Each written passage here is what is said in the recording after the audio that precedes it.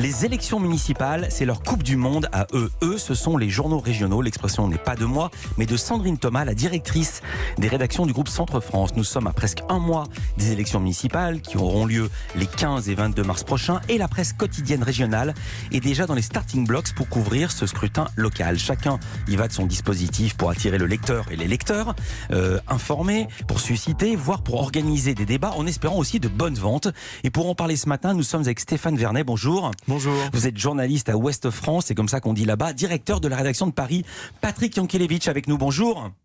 Bonjour. Vous êtes sur place à Lille, rédacteur en chef de La Voix du Nord. Et Philippe Brunet-Lecomte, bonjour. Bonjour. Vous publiez Lyon Gag, une parodie de Lyon Mag, un petit canard rigolard, comme vous l'appelez, pour couvrir une élection bien compliquée. Merci à tous les trois d'être avec nous en direct. Stéphane Vernet, je commence par vous à Ouest France. Est-ce que vous préparez à une Coupe du Monde, pour reprendre le terme ? C'est une très bonne expression, c'est exactement ça. Ça revient tous les 6 ans. Et en fait, c'est une période où on est à bloc dans l'avant, dans le pendant, dans l'après, parce qu'il y a aussi des choses à raconter après. Ouais.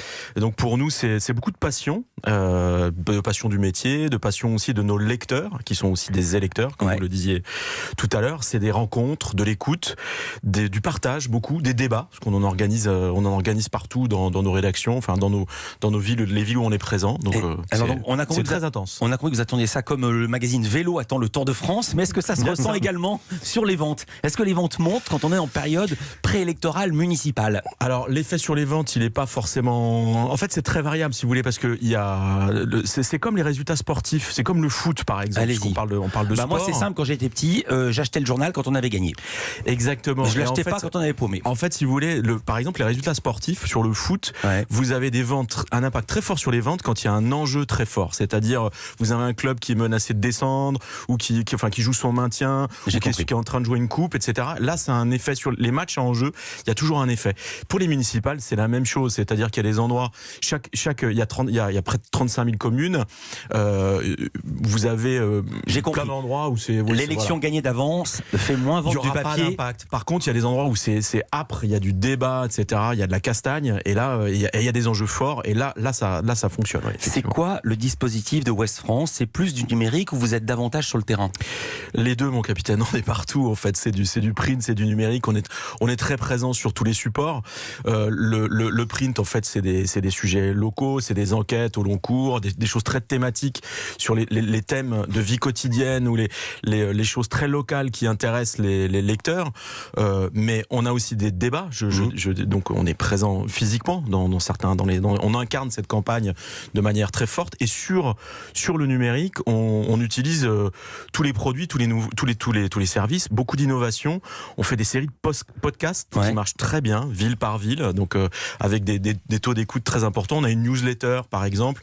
On aura tous les résultats, parce que ça, c'est un gros enjeu pour nous, comme les résultats sportifs en direct le soir du premier tour et du deuxième tour. Mais on présente aussi tous les dans nos villes et villages, on présente tous les candidats et leurs colistiers. Vous parliez de podcasts, les enjeux des différentes villes sont décortiqués dans des podcasts qui vont de 30 à 40 minutes. On va écouter un extrait, celui consacré à Dinard. Ce qui flambe souvent donc à Dinard, je le disais, c'est la vie politique locale.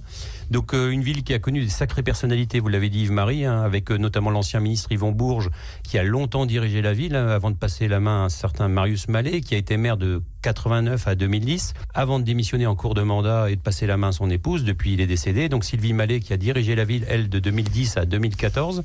Et en 2014, Martine Crevaya-Schutz, qui a créé la surprise en mettant un terme au règne des Mallet. Elle n'a pas connu un mandat de tout repos. Ah, ça, c'est le cas de le dire, parce que pendant les 3 ans de 2014 à 2017, ça flinguait à toutes les rues. C'est pointu sur Dinard, il faut vraiment être spécialiste, mais quand même il y a un truc absolument dingue, c'est pour ça qu'on voulait entendre cet extrait.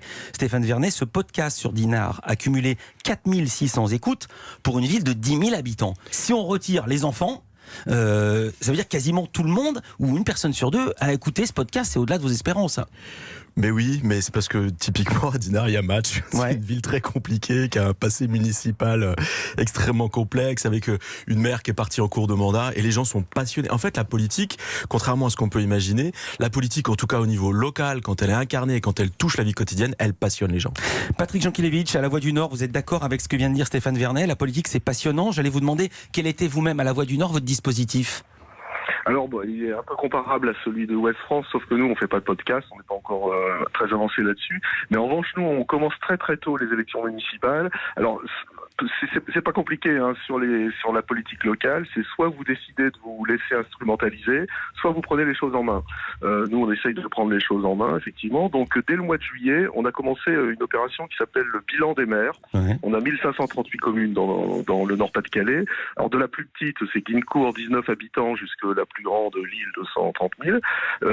Nos journalistes et nos correspondants ont repris les promesses électorales qui avaient été faites lors des précédentes élections. On les a passées au crible et on regarde ce qui a été fait, ce qui n'a pas été fait. Et donc alors, ça permet déjà de prendre la main. Et alors, est-ce que beaucoup ont tenu parole? Parce que moi, je me souviens que Jacques Chirac nous avait promis qu'on pourrait se baigner dans la Seine d'ici 5 ans. J'attends toujours, j'ai mon maillot qui est prêt. Est-ce que les maires des petites villes tiennent davantage parole que les maires des grandes villes qui sont plutôt en train de faire de la démagogie?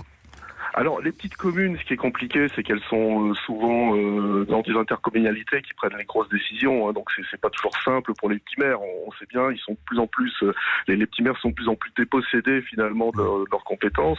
Mais généralement, oui, on peut dire que les gens tiennent à peu près leurs promesses. Alors, ça dépend, on va dire. Hein. Certaines communes même réalisent des choses qui n'étaient pas prévues, qui n'avaient pas été annoncées.